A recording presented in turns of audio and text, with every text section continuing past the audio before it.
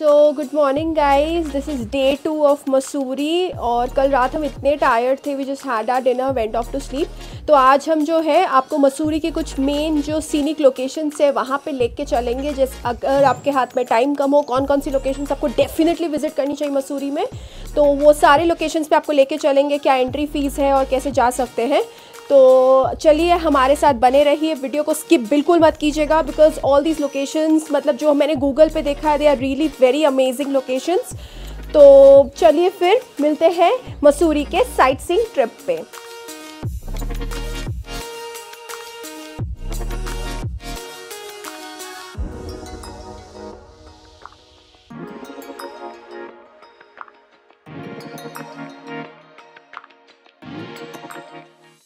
So guys, landlord Mussoorie में famous Indian author Ruskin bond के घर को देखने के बाद हम निकल पड़े हमारे पहले लोकेशन की तरफ, लाल टिब्बा।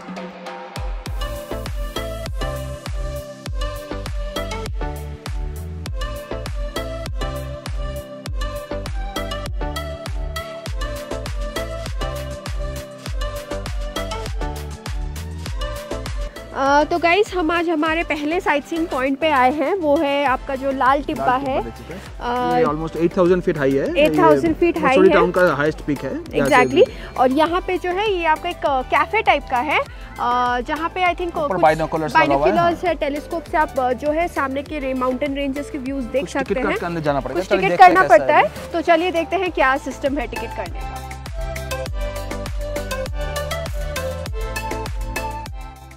सो गाइस, बेसिकली यहाँ पे जो सिस्टम है, you need to pay ₹50 per person as entry fee cafe में जाने के लिए। बट अगर आप यहाँ पे खाना ऑर्डर करते हैं, even that money becomes refundable. But for us the criteria was the view. Like हमने यहाँ पे जो अमेजिंग व्यू देखा, वी डिसाइडेड कि नहीं यार, चलो यहाँ पे कुछ तो खाना ऑर्डर करना ही है। कुछ देर बैठ के टाइम स्पेंड करते हैं, रिलैक्स करते हैं। एंड फिर जो है आपको बाइनोकुलर का भी एक्सेस मिल जाता है, प्लस आपको यहाँ पे गाइड मिल जाता है, who will actually help you out with the mountain ranges. And if you are lucky and जो है स्काइज आपको क्लियर मिले, you can actually get clear views of snow clad peaks of Kedarnath and Badrinath from here.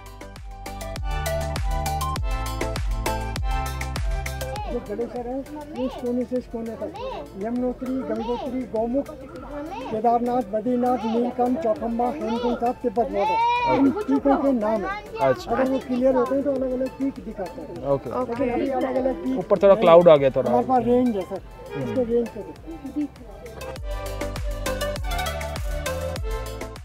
Welcome to the Kempty false.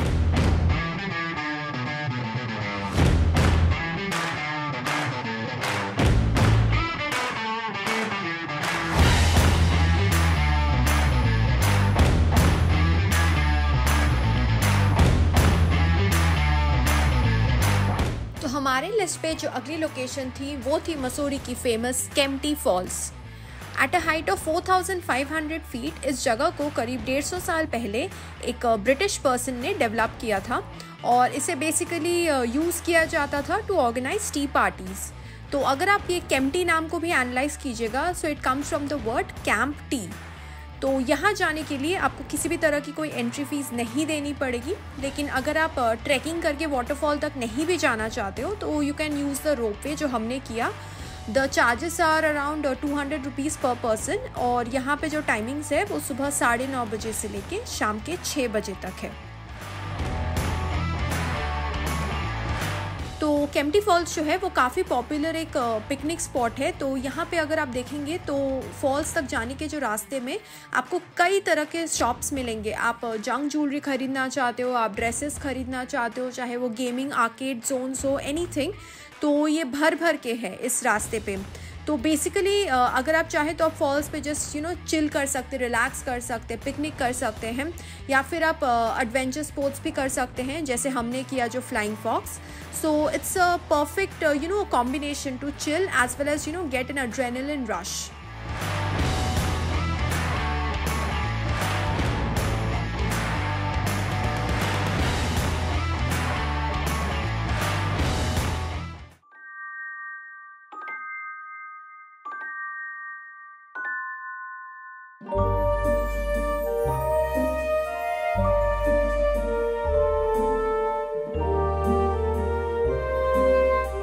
Mussoorie का सफ़र कभी भी ख़त्म नहीं होता जब तक कि हम सर जॉर्ज एवरेस्ट के घर पे नहीं विज़िट करते।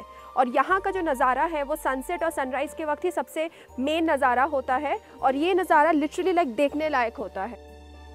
Sir George Everest house and laboratory, जिसे पार्क एस्टेट के नाम से भी जाना जाता है, सर जॉर्ज एवरेस्ट का घर था for almost 11 years.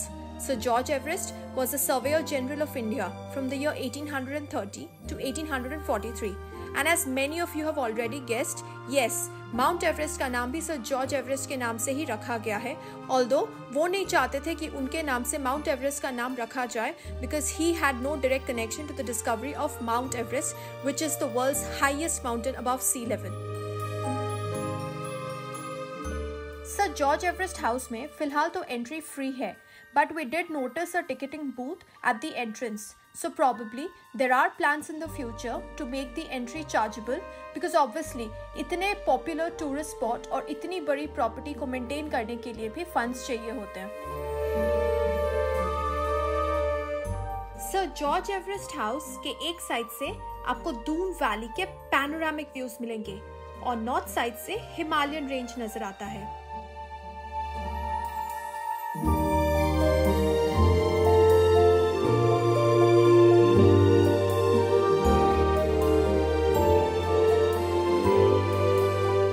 So guys, sir George Everest के घर से ट्रैक करके नीचे आते हुए अंधेरा हो गया था ऑलमोस्ट। सो वी डिसाइडेड कि अभी होटल लॉट चलते हैं, बट रास्ते में we had to stop for this amazing view of Dehradun town from Mussoorie. Mall road पे शाम 5 बजे के बाद जो है वो गाड़ियाँ अलाउ नहीं करते हैं। तो आर ड्राइवर ही dropped us near the police barricade, जो पिक्चर पैलेस बैरिकेड है, और वहाँ से हम चलते हुए अपने होटल की तरफ लौटे। पर हमें भूख भी बहुत लगी थी, so we decided to go to this Cafe De Tavern, and गर्मा गर्म coffee and yummy chilli chicken खाने के बाद we were feeling so relaxed and full.